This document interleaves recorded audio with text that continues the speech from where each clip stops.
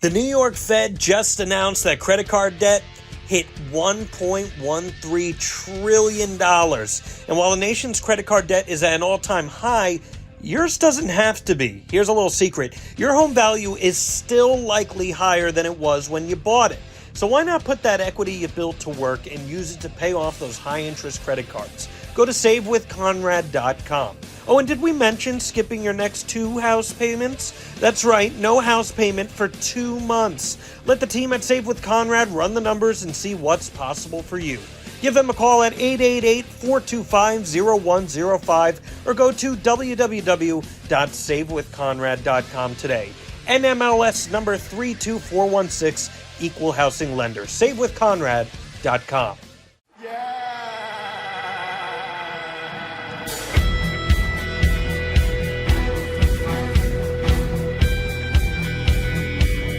Deletion! My skin's dying because you're under it.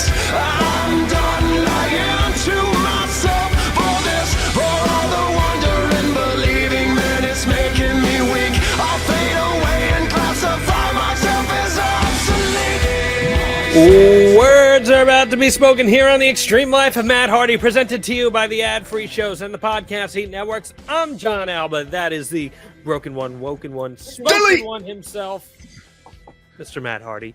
What's going on, my friend? How we doing? Just got home from television, actually. Just got in the house 10 minutes ago. And I just want to say, you know, I do this at the beginning of every episode, right, John? Yes. Who was throwing this up recently? So this was so cool. Did you know who this was at all when I sent this your way? I did not. No, I did not. Okay. So Brennan Johnson, who plays for Tottenham, Tottenham, I mean, Premier League, we're talking internationally, big deal. And shout out to Extreme Life fan Aiden, who shouted this my way. Brennan scored a game-winning goal for Tottenham, and he threw up the V1 and the Hardy guns. Mm-hmm. And he said that he was a big Hardy mark growing up, and I sent it your way, and I know you gave it some love, and then the team gave you some love. It seems like there's some big crossover opportunity here, man. How cool is that? The Hardy Coys is what they said. The Hardy Coys. It was real cool, man. It was so funny, like how, obviously we're going to be talking about it this edition of the Extreme Life of Matt Hardy. But, there were a couple people said, that's not the hand signs. He's doing something completely different. He's not even the hand signs. Then like people come in and say, oh, come on, just confirmed it. And he put the picture of Jeff up, like flexing on top of the ladder with the guns. And it was cool, man. It's always cool when you see someone that is a successful athlete like he is, and he's repping some Hardy love. Well, not just that, but like he's so young. He's 22 years old. Like he was born after TLC 2. And so to see him referencing you guys, that's a testament to your longevity, man. That's crazy. He was born after TLC 2. Yeah, I mean, it's so funny. It's so right. It's so funny that I have wrestled against so many people that like weren't even alive. They weren't born when my wrestling career started. It's insane. It's so crazy, but it is cool. It's like a cool note, and it really does put in perspective, how long we've been around and how truly special our longevity is. So shout out to Brennan for that. It was super, super cool. And thanks for giving the Hardy some love. And we're happy to return the favor. Yes, sir. We can. And congrats on winning the game, and especially having the winning point there. The match, if you will. The match. On the pitch.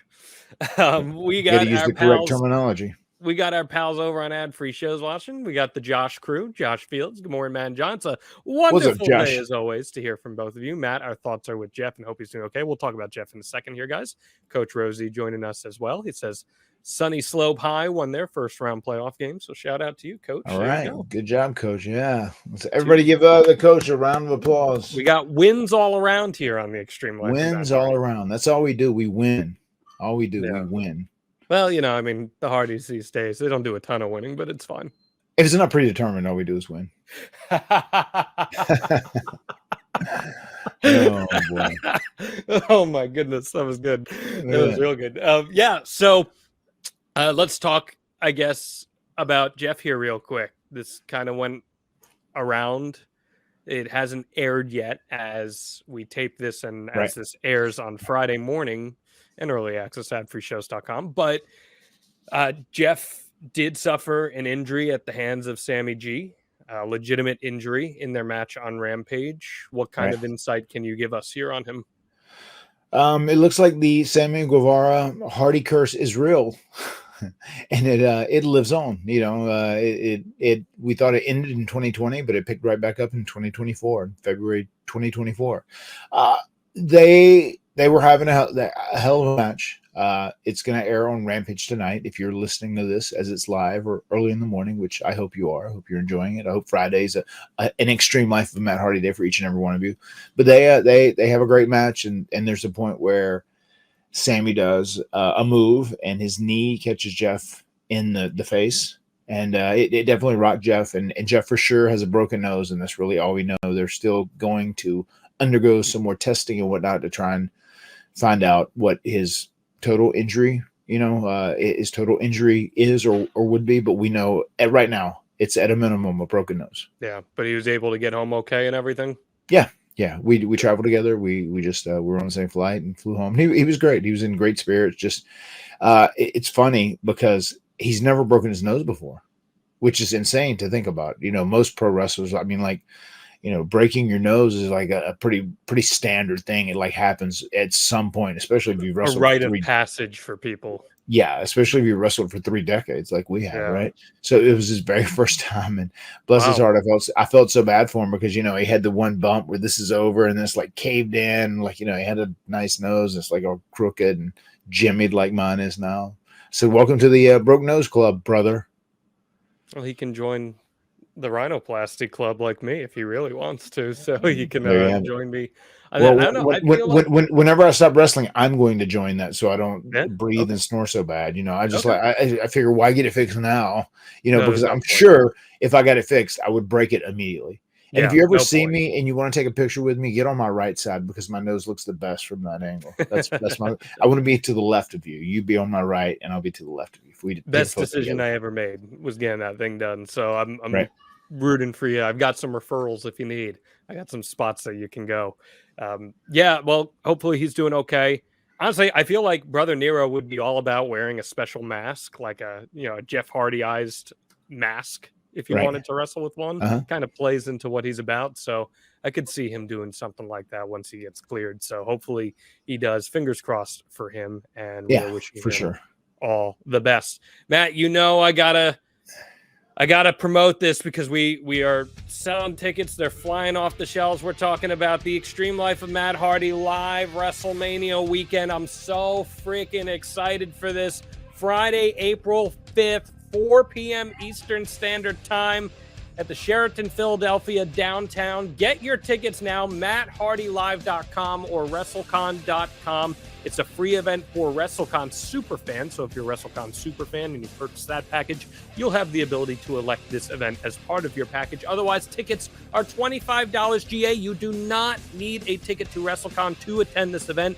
Matt and I are hitting the stage for another live edition of the Extreme Life of Matt Hardy. And Matt, what will we be covering on this special occasion? One of pro wrestling's favorite topics, the TLC years. We truly made some magic happen. You know what I mean? Like, we were given the opportunity, we were gifted with the opportunity to wrestle Edge and Christian in the tag team ladder match. That led to the tag team tables match against the Dudleys. And then we put everybody together and we incorporated tables, ladders, and chairs. Oh my! And then the TLC match became a staple in the pro wrestling industry because of the forefathers, Matt Hardy, Jeff Hardy, Adam Copeland, Christian Cage, Bubba Ray Dudley, and Devon Dudley. You know, so the 6 of us, we made something really special happen, and I'm going to be talking about everything TLC. I'm going to be sharing stories that I have never told before. I'm going to be talking about the interactions, about building these matches, putting them together, and we're also going to have some special guests. You never know who's going to pop up. It's WrestleCade and it's WrestleMania weekend, so it's going to be a very fun and exciting time. WrestleCon is going to be a great time. Make sure you head on out over to the convention as well as checking out our live show as well. This is like a hometown show for me, Matt Hardy. It's a stone's throw from where I grew up. I'd love to see people out there for this show. MattHardyLive.com is where you pick up your tickets. I stand by it. The Extreme Life of Matt Hardy Live is one of the best value shows you're ever going to see on stage in the wrestling realm. And this is one of the most affordable events all of WrestleMania weekend. And that was a deliberate choice from us, wasn't it, Matt? It was. We know everything in the pro wrestling universe is going on underneath the banter of WrestleMania weekend, right? There's so many shows in town. There's so many signings in town. There's everything's in town. Everything in the wrestling industry. So we decided, we were very cognizant about this, and we said, hey, let's give the best deal of the entire WrestleMania weekend, because we want people to come out and check our show and have a great time. So yes, we were thinking about that. We know people are spending a ton of money, so we tried to give you the most affordable, the best deal of the entire WrestleMania weekend. And I've had a few people ask me as well. There's a 4 o'clock start time. If you're planning on going to SmackDown later that night, or Ring of Honor might be later that night as well, you'll have plenty of time to get there. This show will be about an hour and a half, somewhere in that window. So you're going to have plenty of time to go to any of the events that you wanted that night. You might even have time to grab some dinner afterwards, too. So even though you're going to be full from consuming all that delicious TLC content that Matt and I are going to be bringing you, it's going to be a fantastic time. MattHardyLive.com. We would love to see you out there. We are already in the process of planning more live events for 2024. We're taking this thing on tour, buddy. Yes, sir. Let's take it on the road. Let's do the whole loop. This is going to be your first chance to check out the Extreme Life Live in 2024. MattHardyLive.com. Tickets for $25. We hope that you will join us on the road. It's going to be absolutely wonderful. Rosie says, just booked his flight to Philly. Hell yeah. Can't wait All to right. see it, I love to hear it, Rosie. I love to see it. I was just going to say, too, you're right. The tickets are flying off the shelves because they are so cheap. They're so affordable. Like, people are really buying this. This is one of the hottest tickets of all of WrestleMania weekend. So get your tickets now. Get them as soon as possible because it will sell out. Yeah. And you know what? Maybe I'll sous vide some steaks during the course of the show to hand out to some fans in real time. I'm here for it. See. I'll do anything I can, Matt. I'm not above or below anything to promote the Extreme Life of Matt Hardy. Like I said, it was Valentine's Day. The only rule of the Extreme Life of Matt Hardy on Valentine's Day, as I'm sure you saw, is NWA. That's it. NWA. Everything else is fair game. As far as I'm concerned, you and Mom have a good Valentine's Day? We did. We spent Monday together for Valentine's Day because obviously I was working on Wednesday. So yeah, it was a really, really nice Valentine's Day. That's great. Love to hear that. I saw you had a great time at the signing. You met up with a lot of Extreme Life fans at the signing this past week, right? We did, yeah, it was. There were a couple shirts came through. There were a couple of people that came and just were really complimentary of it, which I greatly appreciate. And if you run into me at a Comic-Con or an autograph signing or at AEW, whatever it may be, and you are an avid Extreme Life of Matt Hardy podcast listener, please tell me about it and talk about it. I want to hear your feedback. I want to hear what you have to say and kind of what you think. I love the fact that we started, it's been 2 years now we've been doing this, but we started from scratch and we've really built a great following over those 2 years. And thank you guys all so much, because without you guys, there would be no us. So thank you for making us one of the best podcasts in the wrestling game. We greatly appreciate it. Absolutely. And something I heard a lot, John, which is probably influential in this particular episode of the podcast, is that sometimes people, oh, hi, Gothic Baby. There you have it. Gothic Baby running. People often like it when we kind of veer away from pro wrestling and we talk about just real life scenarios and whatnot. And today I think we're going to do that. So it's going to be a fun, interesting discussion. Yes, absolutely. Josh Field says interactions with Matt are well worth the Wii fees and more. There you go. Thank you very much, Mr. Fields. Ryan says Always he great wishes to he see could make it, but he got lucky and got Masters tickets. That's pretty impressive, Ryan. I'll give you the pass on that one. Get a chance to go to the Masters. That's that is, yeah. That's a cool deal. You know, the Masters, it's like the only sporting event in the country that has reasonably priced concession stand items. That's like what it's known for. So really, the Masters is like one of the hardest events to get tickets to, period. It's the premier golf event in the world. And if you go to Augusta National, you can get a hot dog for like $1.50. It's like their whole thing. Like you get a sandwich for like $3. They're like, well, you had to pay an arm and a leg to get these Masters tickets. We may as well make the concessions affordable for that. So that's interesting. What an interesting John fact. It is a John fact. So without further ado, I guess I may as well ask you, please hit us with your Matt fact. Matt fact. Matt has broken his nose 6 times. 6 times? 6 times. And it's crazy that Jeff just got his first. He just lost his virginity last night. He lost his broken nose virginity He last night. popped his cherry. Yeah. He popped his cherry, and there was plenty of blood.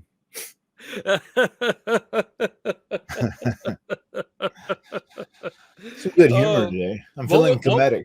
What was the worst of the broken noses for you? One of the worst broken noses, which hurt so much, is when Christian gave me a drop kick, and it was a fluke, just a freak accident.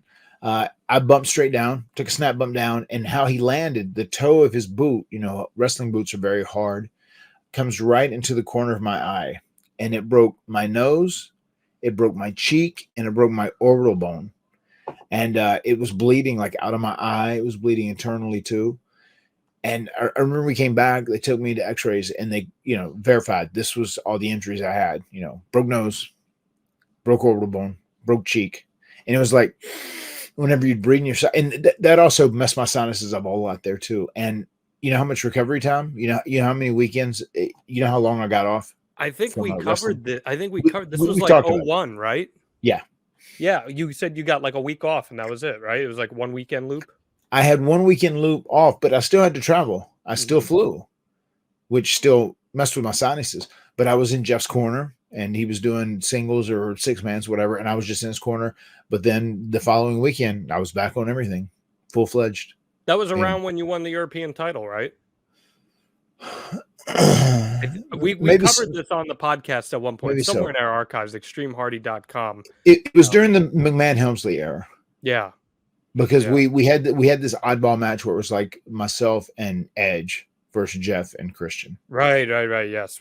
So it might have been around the Conquistadors time, maybe. It might have been somewhere around that. I don't know. We'd have to look back in the archives, but we definitely did hit on that. That's crazy, man. That's absolutely wild. Thankfully, things have changed for the better when it comes to stuff like that. It would not be a 1 week recovery in this event anymore. And also one of the times it was real brutal too. Chuck Palumbo, he used to do like a spinning lariat and a spinning punch or whatever. One time he was hitting me with a spinning punch, and he like turned around hard as shit and hit me right in the nose.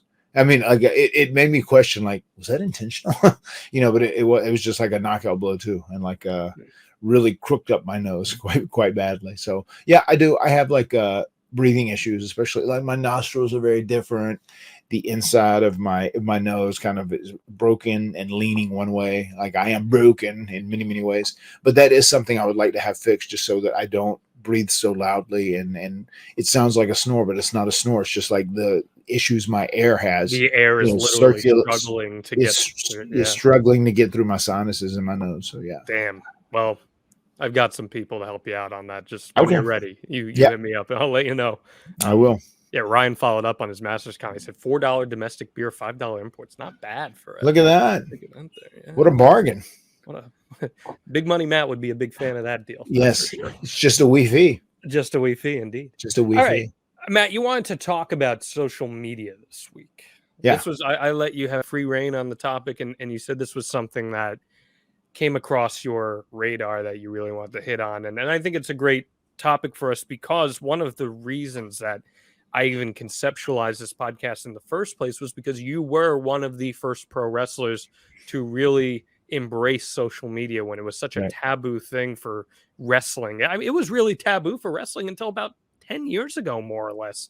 And you were right at the forefront of actually saying, hey, I can make something of this. And you've long said on this podcast that the best thing about social media is that everyone's got a voice, and the worst thing about it is that everyone's got a voice. So I'm excited to dive into this with you. What made you want to talk about this today?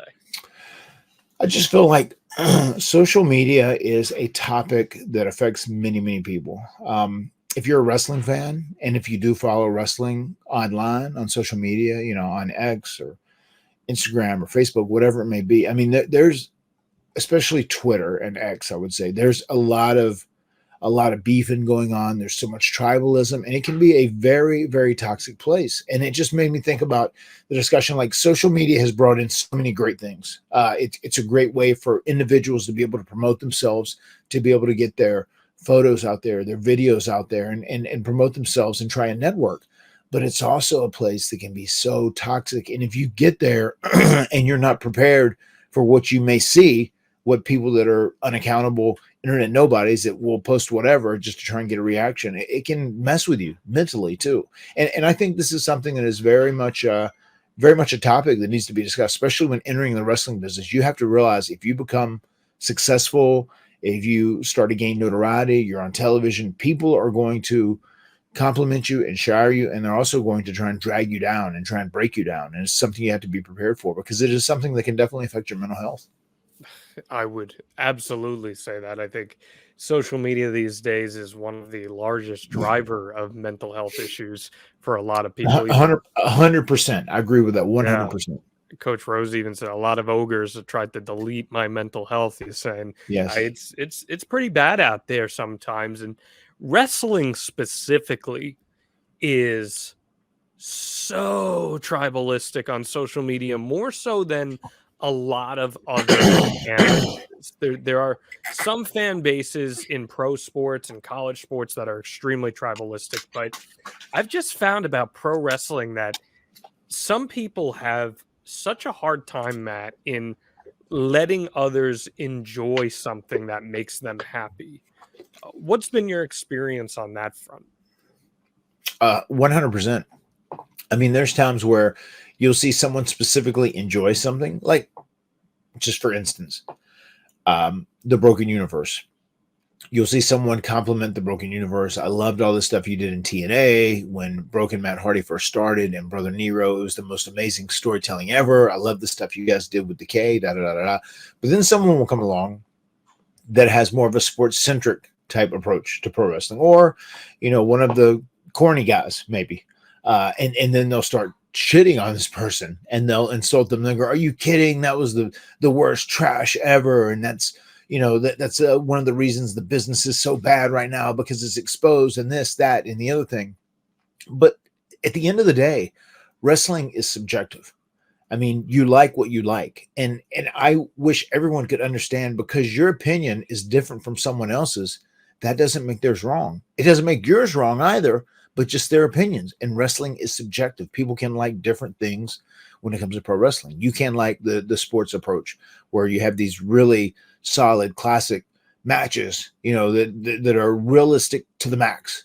Or you can have like a cinematic wrestling match, you know, that can be fantastical, and that can be okay too. You know, I feel like pro wrestling has to kind of like really orbit the realm of reality to work. But I think there's times to stick in other stuff like that, cinematic matches, you know, gimmick matches, whether it's like a no DQ or street fight or whatever it may be.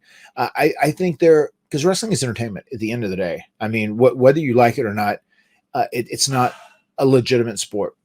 Obviously, you have to be a great athlete, and you have to be able to be someone that can do a lot of athletic things. And you can look at it as competing in a sport, but it's very different because it's entertainment driven. We have a certain direction we're wanting to take a story in, that we're wanting to take a match in, or we're wanting to take a character in. And however it gets there, it's okay. Just because it's not your cup of tea, that doesn't mean you have to shit on it. That doesn't mean you have to insult it, or you don't have to insult someone who likes it. Whenever Broken Matt Hardy was at his height in Impact, and even when I did Woken Matt on WWE, there were some people that like loved it so much, but then there were people that would just say, "No, you're an idiot, or you're stupid for liking this." And that's just like so disrespectful. I feel like that violates the most basic of manners. Like allow someone to enjoy something that they actually get joy out of. Why do you think pro wrestling social media, specifically social media users, why do you think pro wrestling fans are so supercharged like that?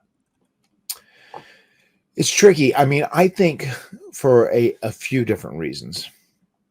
One, in pro wrestling, our goal is to get everyone that is a viewer of the product to focus on what we do in front of the camera when the red light is on. We want them to care about those characters. We want them to care about those stories. We want them to be focused on that, because that's the driving force, which ultimately sells tickets and gets people to tune into your product, watch on a TV or, your streaming event, whatever it may be. That's what we want.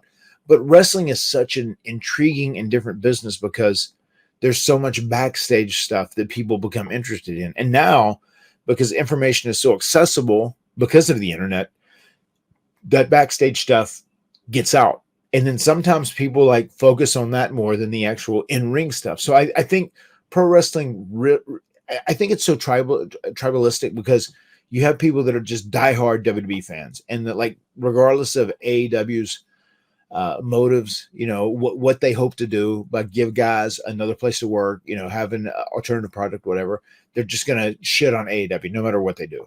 And you're going to have some people that are AEW loyalists that are going to do whatever they can to bury WWE, on the other hand, and now they'll roll with the Vince stuff. Well, WWE's better because of Vince. I mean, sure, Vince is the guy who put it together, and all these things that have been alleged towards him are awful, really bad things. But still, like, he's not the total representation of, like, especially what's happening now. You know what I mean? I just feel like people pick their teams in pro wrestling, and it goes to times 10. It's not even like the 49ers and the Kansas City Chiefs in the Super Bowl. Like, I have my team, I'm going to pull for my team. It's like times 10, and they want to see like the other place crushed. These are extreme examples, when we talk about the tribalism, and the tribalism lives out there because I see it on Twitter all the time. Yeah, it does. I mean, a lot I want to piggyback off. Did you watch the Super Bowl, by the way? Did you get a chance? I saw like the last quarter and then the overtime. Okay.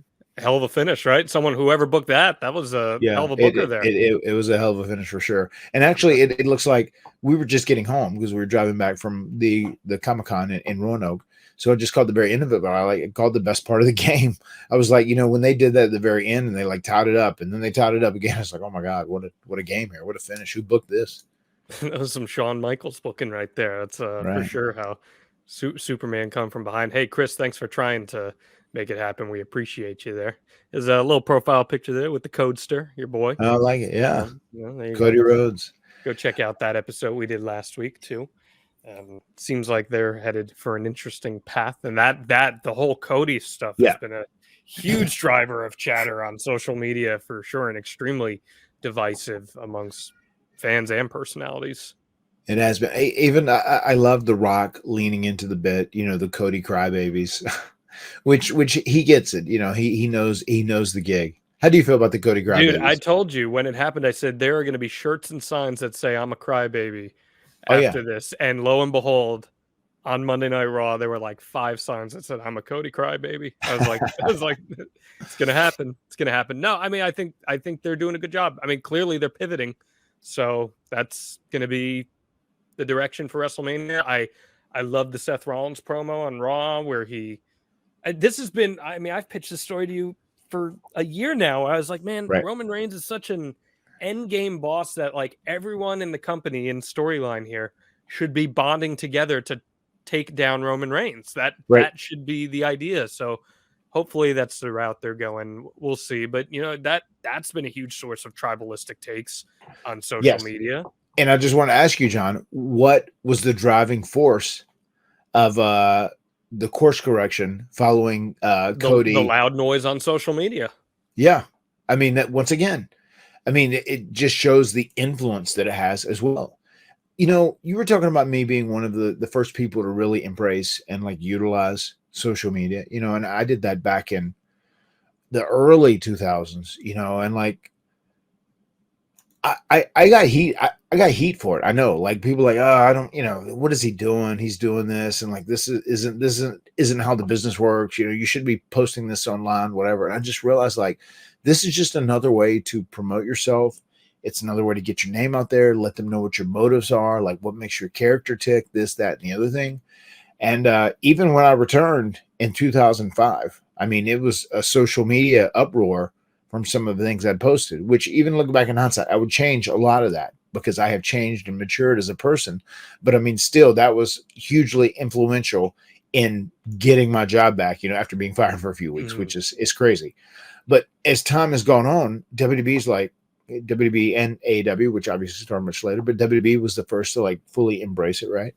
and they're like, wow, there's money to be made here, and there's a way we can utilize this to drive our business and do better things, and it's a huge part of the pro wrestling industry in general now. Well, All it these is. things are.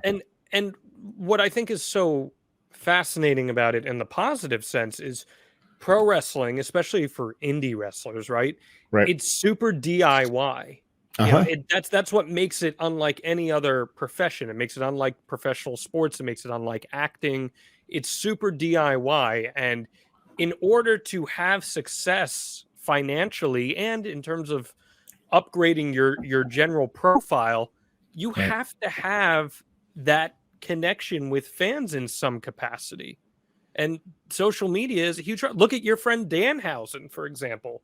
Danhausen barely ever wrestles, but he built this entire brand where he formed this amazing connection with fans. And that's one of those positive sides of this, right? Yes, I just had a long talk with Danhausen yesterday, actually, who was at TV, and I just he is a guy I would want to have on my show. Because people like him. I mean, he's one of the top merch movers, and he really did. He built this Danhausen brand from the ground up, and he's extremely popular. You know, and you can utilize him in small bits, you know, here and there, and like let him be a character. I'm all for him. I love his creativity. I love how he commits to the bit. You know, this is coming from the guy that played Broken Matt Hardy, so I love all that about Danhausen. Another guy I just want to throw out there, Effie is another guy. Your boy Effie, he's great Yep. with social media too. The things he does, the way he promotes himself, and everybody. We have to mention Matt Cardona, who got himself hotter than ever, and really embraced social media, and he always has. You know, even when he was doing the Z Long Island True Story, whatever it was, you know, and I just remember how funny that was when he first started utilizing that, and I thought it was brilliant. Like we said, oh, I'm trying to get over, and he can't get over the fence. I'm trying to get over. I'm trying to get over. I mean, like what an amazing reference that was, and an analogy it was for where he was in his professional career. But now he's just killing it, you know, as the indie god and the things he's doing. And like Matt Cardona has been a modern day trailblazer when it comes to like promoting yourself and being all over the place on social media in 2020s, in the 2020s, 2021, 22, 23, 24. It's because they recognize that they have this tool at their disposal, at their fingertips, and they utilize it to form a connection with the audience that they're trying to appeal to. And Matt Hardy, they're not the only ones with tools at their disposals, at their fingertips, because our friends over at Babbel allow you to do the same, and in a very efficient way to help you immerse yourself in a new language. In fact, Matt Hardy, the best way to learn a new language is through immersion, living where the language is spoken and using it every day. But let's be real, that's not always in the cards, right? But you can still immerse yourself by learning a language the second best way, and that is with our friends over at Babbel. Being a better you in 2024 with Babbel is easier than ever. It's the science-backed language learning app that actually works. You don't have to pay hundreds of dollars for private tutors or waste hours on apps that don't really help you speak the language. Babbel's quick 10-minute lessons are handcrafted by more than 200 language experts to help you start speaking a new language in as little as 3 weeks. 3 weeks, Matt Hardy.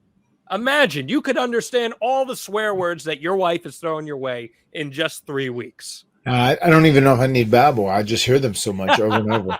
But I do love Babbel, and I am utilizing it to really clean up on my Spanish a little bit. I want to get to that point where I'm able to say complete sentences and not just like small phrases or words here and there. So I love Babbel, and I think it's a very efficient and great way to learn. I'm really enjoy using it. And that's the best part, because Babbel's tools are approachable, they're accessible, they're rooted in real life situations and delivered Yes. with conversation-based teaching. So you're ready to practice what you've learned in the real world, and they're designed by real people for real conversations. I don't know about you, man. Like, did you take foreign language classes growing up in like middle school or anything of that nature? I did, yeah. We had to choose a language. It was either Spanish or French, and I ended up doing French. And I recall a little bit of it, but not much. I think I went there because my friends and maybe some of the prettier girls did or whatever. But I wish I would have just chose Spanish and went with that, because Spanish is obviously going to be the biggest language going on here in the U.S. in a few years. So yeah, Babbel is great for me because it does help me clean up on my Spanish. And that's because when you were in the foreign language classes in school, it doesn't feel tangible, right? Like it feels like you're in a class and you have to pass a test. And that's not a true engaging way to actually utilize the foreign languages that you're trying to improve on. And that's why I absolutely love Babbel, because it's accessible in a way that doesn't make it feel contrived for me. Like one of my favorite things when I used to live in Orlando, I'd go to Disney and you get on the monorail and I'd always hear, please stand clear of the closing doors. And then all of a sudden the deep voice Spanish guy says, por favor, manténganse alejado de las puertas. Now, Matt Hardy, that's a tangible real life way for me to learn that. And that's exactly how I'm getting that experience with Babbel. It's pretty good, right? Yeah, that was great. Que diablo. That's right. See, and that's the thing. Can you say that again for us, please? Que diablo. Que diablo. I mean, what? Come on, man. We got to get that more authentic. The dialect has to be there, and Babbel's going to help you do that as well. Like that's where your Southerners coming out a little bit. So yeah, that's right. It's here to clean up my Spanish. That's exactly. What I'm saying, John. It's studies from Yale, Michigan State, and others continue to prove that Babbel is better. One study found that using Babbel for 15 hours, ready for this? Just 15 hours, is equivalent to a full semester at college. How about that? Wow.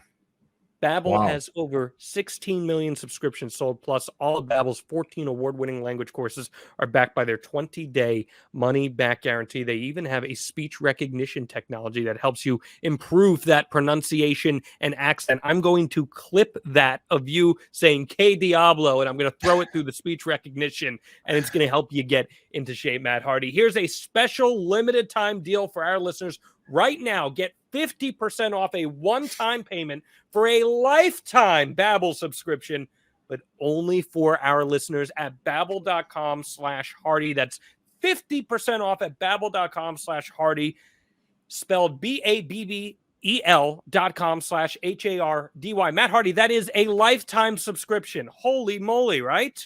Yeah, I love it. I love it. It takes a lifetime to master a language. So yeah, let's do it. And with Babbel, it's going to take even less. Rules and restrictions may apply. So I always loved, Matt, the incorporation of the internet into the V1 character. Right. It made it so unique and different from what everyone else was doing. Did the powers that be in WWE at the time understand what you were going for with that? I think so, because it's somewhat materialized, right, in the Matt Fact entrance. And I love the fact that they put a little comedy into it as it took a little while to load up. It's funny. You know, actually, it'd still be very true if I'm here at the Hardy compound. It loads up a little slower than it does everywhere else. But yes, I do think they understood that, and they knew that I was very much on the pulse of like social media and the internet. And I knew that being able to connect with the pro wrestling product could supercharge what you were doing, because, you know, there's so many people that don't get an opportunity to express what their character is, what their motivations are, what their goals are on pro wrestling television, right? It's a very short show. You know, you look at Dynamite, it's a 2-hour show. You factor in commercials and stuff, you probably have, you know, an hour and a half of actual television time. So to get 90 of those minutes, if you're going to try and get like 2 or 3 minutes, that's a lot of time to get, you know, especially when, you know, you have matches in there.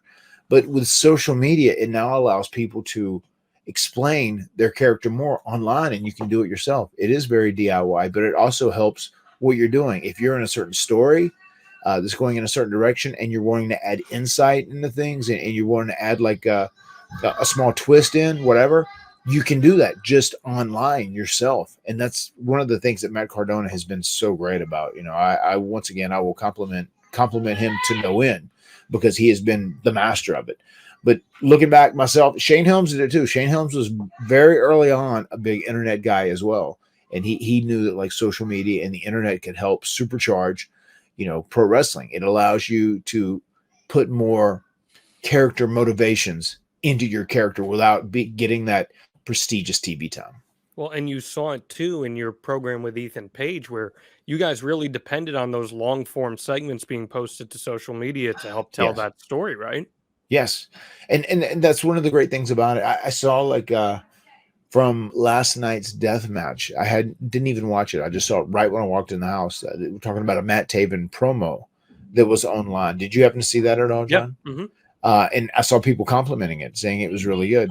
But I just think the fact that you can record something that you might not have time to put on your television product, and you can pop it up on social media, and it's still going to be able to get out there, and it'll probably be seen a lot more than the TV product was. Just following things up when people don't see your show and you post the vignettes and whatnot. It's just so great at keeping people in the loop for knowing what the story is. And it is just such a beneficial tool for pro wrestling. But with that being said too, I mean, one thing that can be detrimental about it is just some of the negativity that circulates on there. Well, before we dive into the negativity side of that, I want to piggyback on something you just brought up there about using social media for storytelling.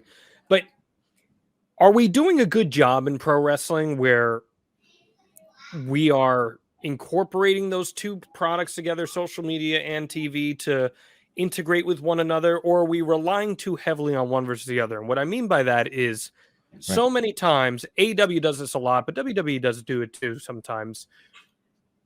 A segment will happen on social media, and then it is almost expected that on TV, people saw it on social media, and it's happening on TV, and you're expected to have seen what happened on Instagram or on Twix, and they haven't. Like, I always hear that complaint about the old Being the Elite stuff, where the Elite were really fleshing out their characters on Being the Elite and on YouTube, and some of that stuff was making TV, but with no reference to it. Like, how would you go about integrating those two elements?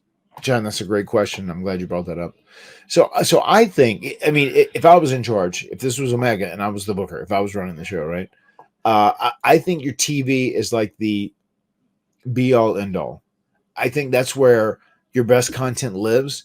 And I think if there's something that's on social media, you can play it back on TV, but I don't think you can just act like people automatically saw it on social media, when it wasn't on television, because, the television show is what you hope to be your biggest audience, right? You're hoping to have the largest amount of eyeballs watching your television product, because that's how you succeed, because that means advertisers want to advertise on your show, and that means you're going to make more money, and that means you're going to get a better, TV clearance deal and whatnot.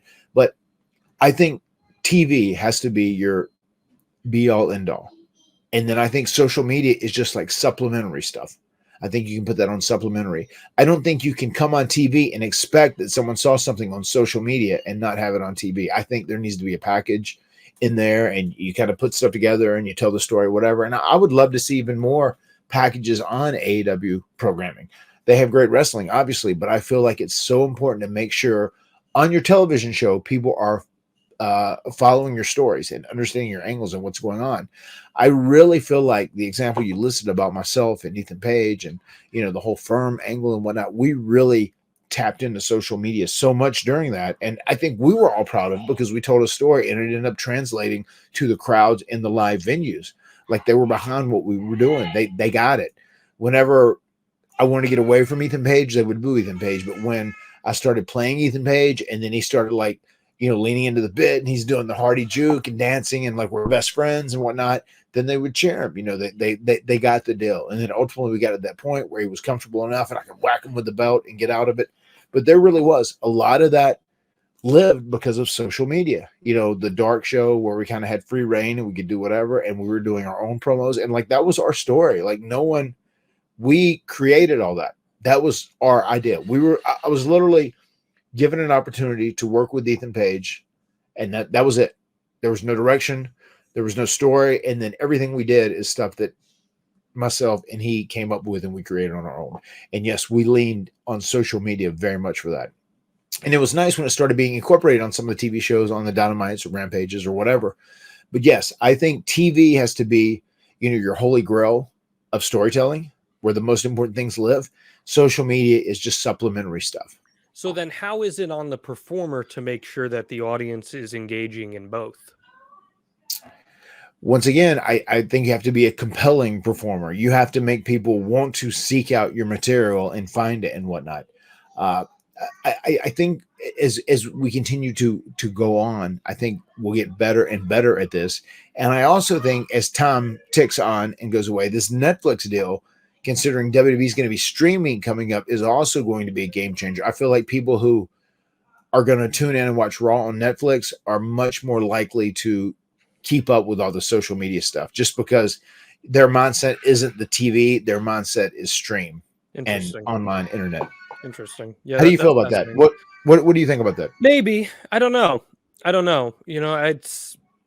We're kind of in new territory with that, so I'm not really sure what the crossover is going to be.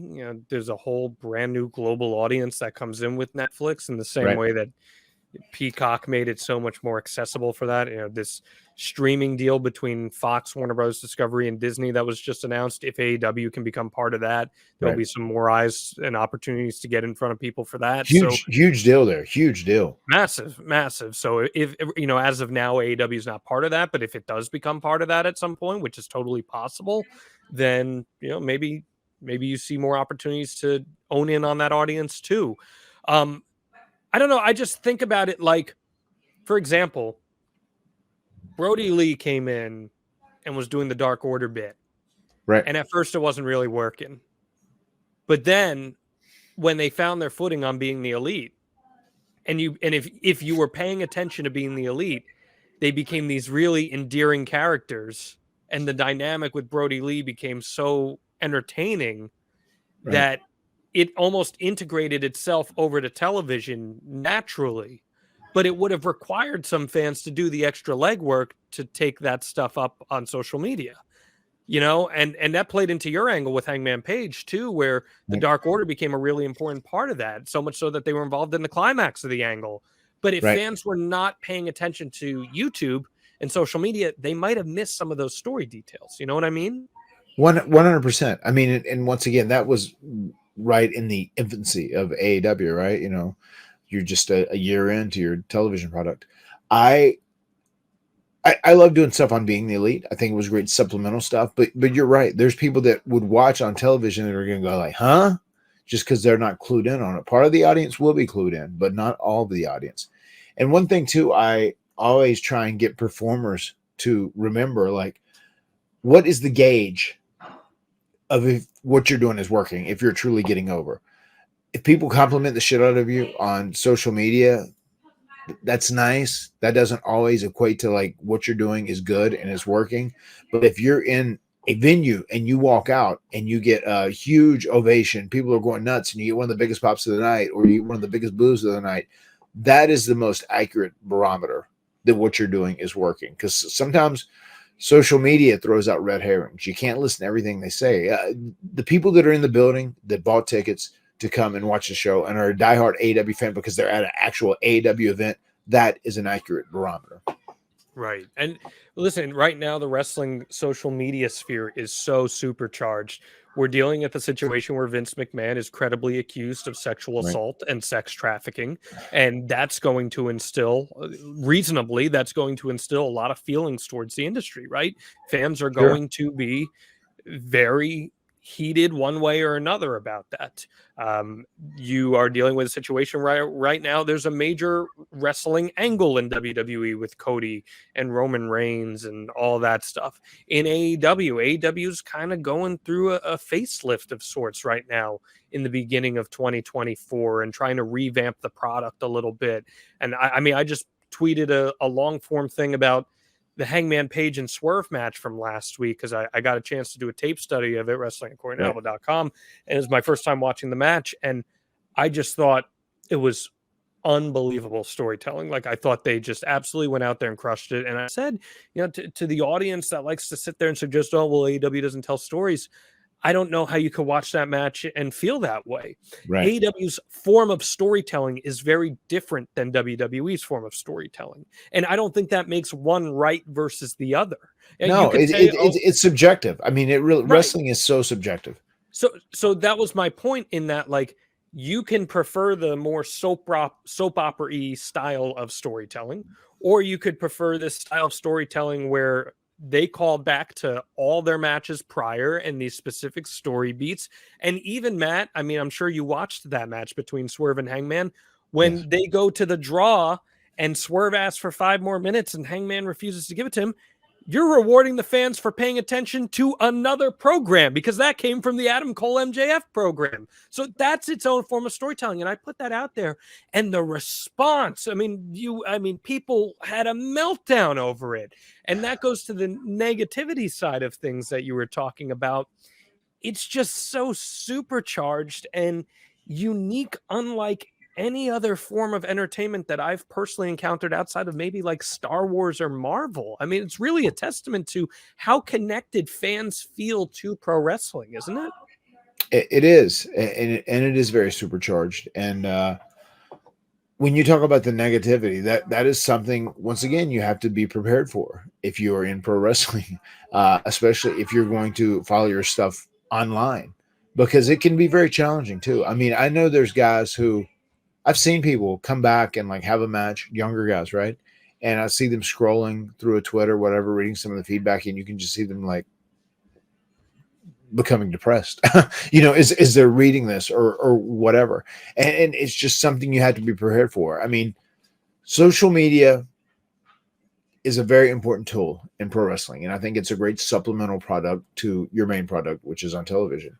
But it's one of those things too, you have to remember that it doesn't necessarily reflect reality, because there's times, especially Twitter is probably the biggest cesspool of them all, X, because people can get on there and sometimes I'll read a comment and I'll go, I guarantee you this is someone with single digit followers that just started an account just to be a troll account. And there are people that do that. I guess they get off on that, being able to speak to a celebrity and insult him or criticize them or tell him they think he's the shits, whatever it may be.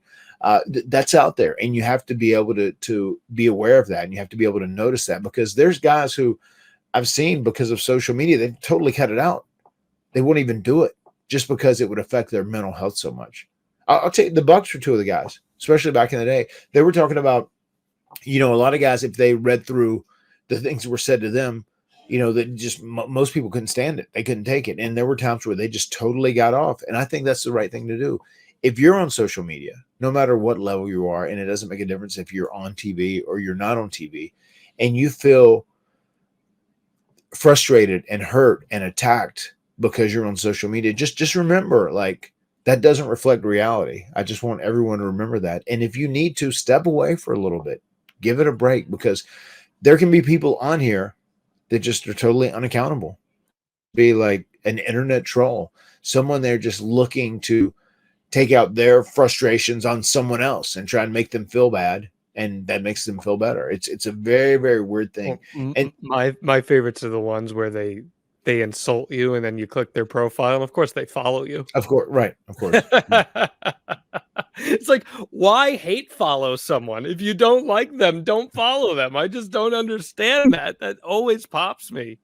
I mean, same here. It's just, there has never been anything like if someone hates you, I don't know why they would follow you, why they would want to keep up with you, because if there's a television show or something on TV that I disliked, or I definitely wouldn't keep up with it. I wouldn't spend my time and energy investing in it or doing anything with it. Like it would be out of my mind, so that is weird. I do think there are people on there that they really get off on it, just being able to go and like talk to someone that they think have some sort of notoriety and be able to, insult them and critique them and whatever else. You just have to be familiar with that and aware of that. I mean, there's been times in my life where I've read and it's been kind of overwhelming. Now I just kind of, let everything go. I just look through it and I just understand that it doesn't reflect reality and like it's not a big deal. No, but you know what though, on the flip side of it, Matt, there are some really amazing people on social media too. And like you can form these lifelong bonds with people from social media, and the accessibility that social media gives you. I mean, I'll give you a couple examples here. Number one, I've got my Patreon where I have these amazing wrestling fans who support Right. my work, who found me through social media, and I have my Discord with them, and I'm talking to them every day, and they've become like friends to me and family to me, and that's amazing. If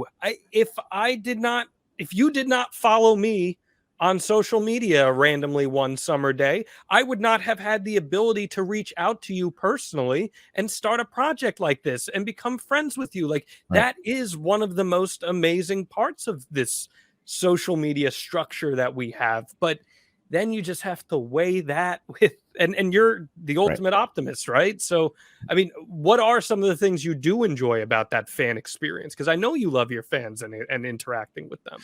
I mean, there's been people that follow me on social media that have been literally like in the realm of being a fan for 20 years, which is amazing loyalty. I mean, you'll have some diehard people that will follow you for a couple years and then they never like, you know, get to bond with you as close as they feel they should, and then they might drop off. But I mean, there are so many great loyal people that are, you know, Hardy Boys fans or Matt Hardy fans, and they followed me for 20 years, and it's just once again, I mean, when I say this, without those people, there would be no me. These are the people that allowed me to work hard and make my dreams come true. And I also think it's just such an amazing tool for promoting yourself because, like, social media is worldwide. When you put out something, it travels across the world. People in different countries, people that speak different languages, they can see and they can understand what you are promoting and posting about yourself. And it's just such a great way to get your stuff out there. And also, like me, like whenever I move past the in-ring competition and in-ring competitor period in my life, I mean, this is also going to give me this huge fan base that I can start introducing to my next project, whether it's us doing live extreme lives of Matt Hardy's, you know, across the US or whatever it may be. You know, I can promote my next thing.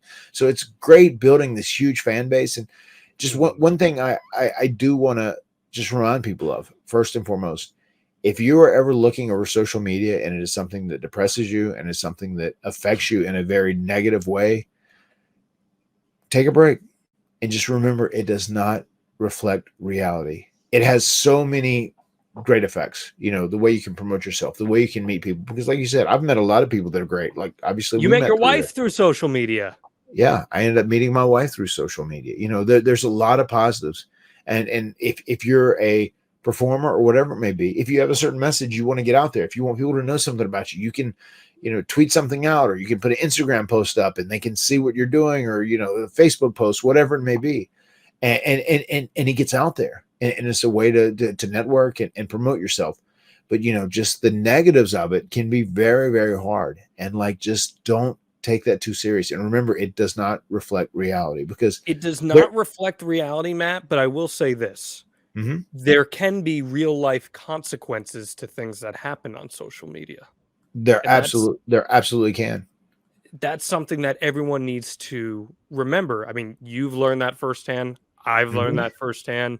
When you had your incident that we've talked about here on this podcast, and you Right. post that video on YouTube where, you know, it feigns like a suicide note, that Sure. has real life ramifications. I've shared things accidentally that had real life ramifications on Right. me, and Right. not even with bad intent, but real things can happen from this stuff. And that's why it's important to sometimes just take a breath before you post something, think about it, and understand that there could be actual fallout from this. Yes, you definitely need to think things through. And one thing I can say that I'm very confident about is I have matured so much when it comes to like social media use, and you kind of learn to navigate your way around the minefield that is social media.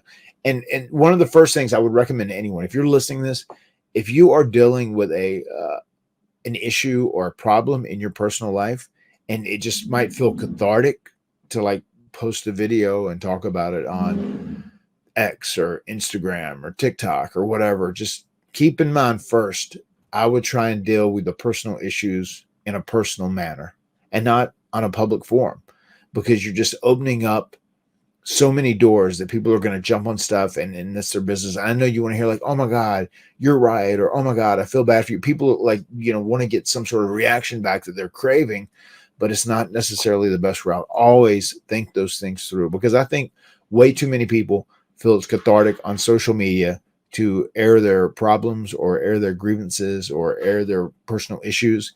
And I don't think that's the place they should live. You need to deal with that in your personal life. Yeah. First and foremost, before you start putting stuff up. And that's something that you said we've both learned about this the hard way, right?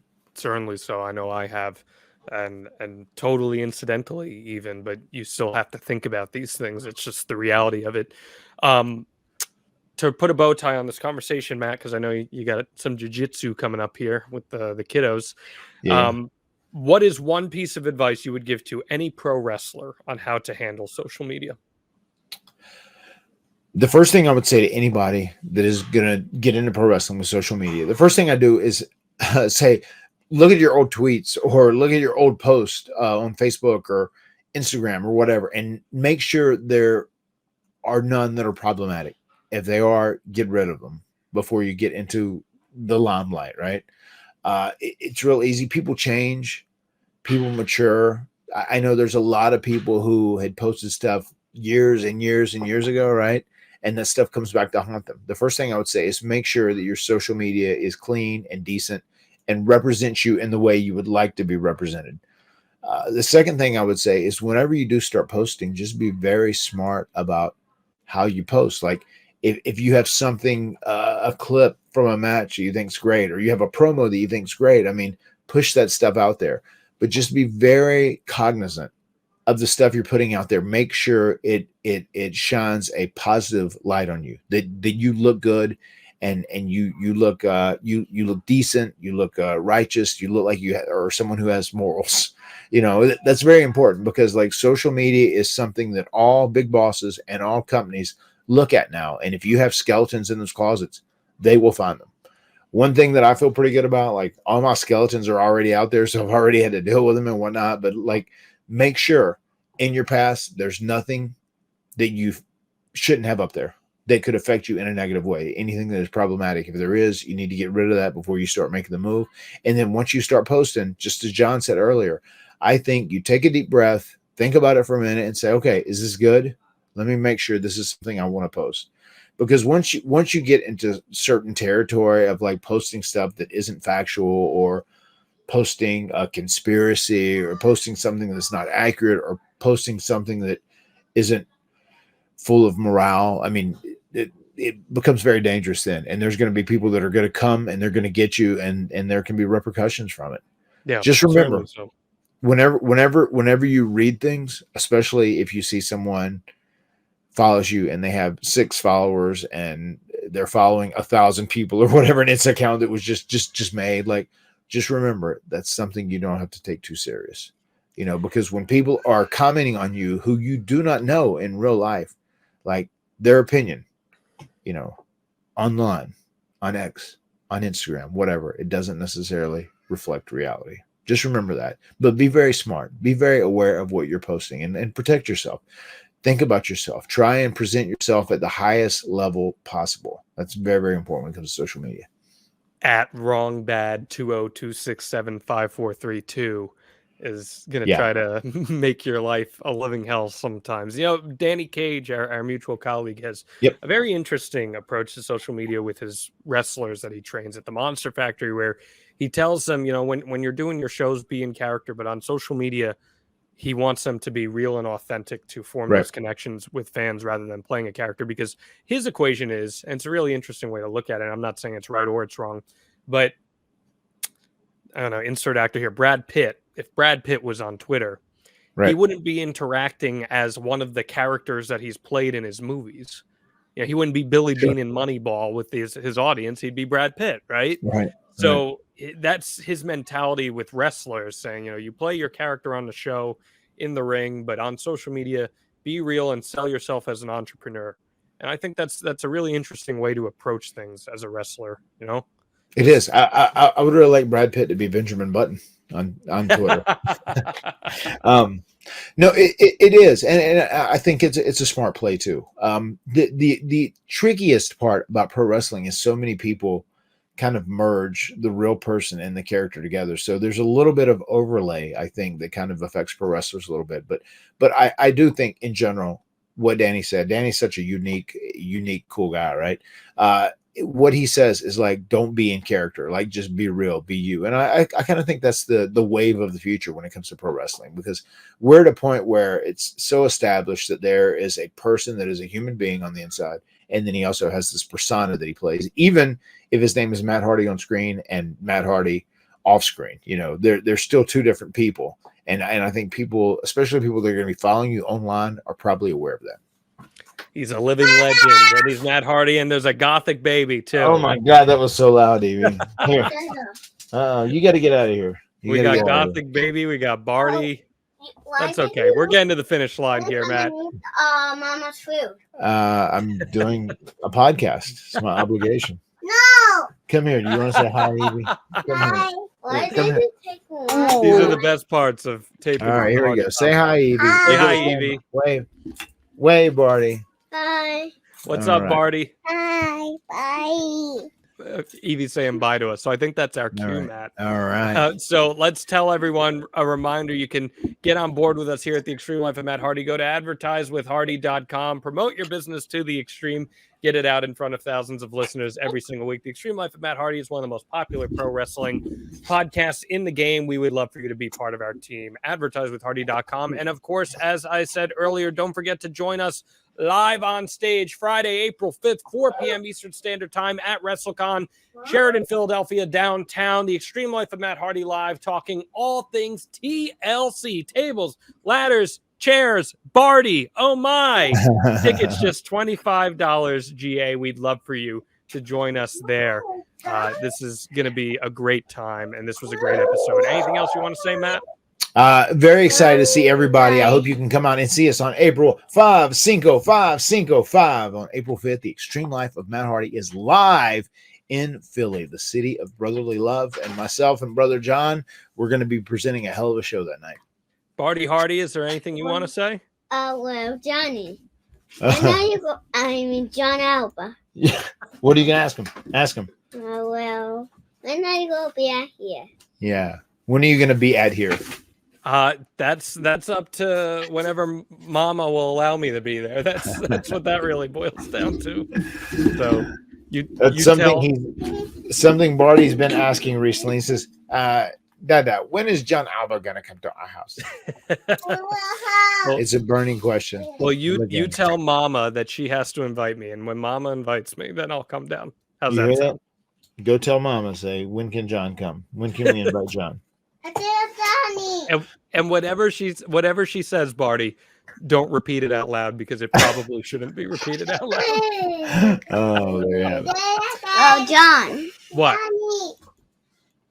Go ahead, say something. Finish. Baba. All right. All right. Well, To put a bow tie on this whole thing, John, I was just gonna say, I hope if you guys tuned in to this day, I hope it. All right, that's good. That's good. Set these down.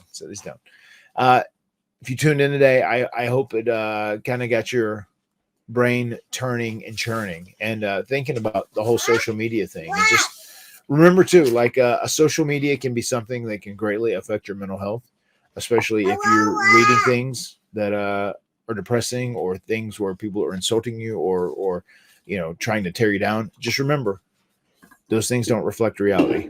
And whenever you post, take a minute to think before you hit that post button every single time. It's very, very important. And if you're a young, aspiring pro wrestler, it is a great tool, across the board. Facebook, Twitter, TikTok, Instagram, all those things is a great tool to get yourself out there and network and try and build more of a following. So best of luck, and I wish you all well. It's a crazy time in the world when it comes to social media. Just be very smart and be very aware. I think that's great advice, Matt Hardy, and it's a great way to end things here. Barty, the way we end this show every single week is I say goodbye to everyone, and then Dad does a big delete for everyone. So if you'd like to join him, I would love for you to do that. So here we go. Ready? The words have been spoken. This has been the extreme life of Matt Hardy. We will see you next time. Ready? Let's go. Delete.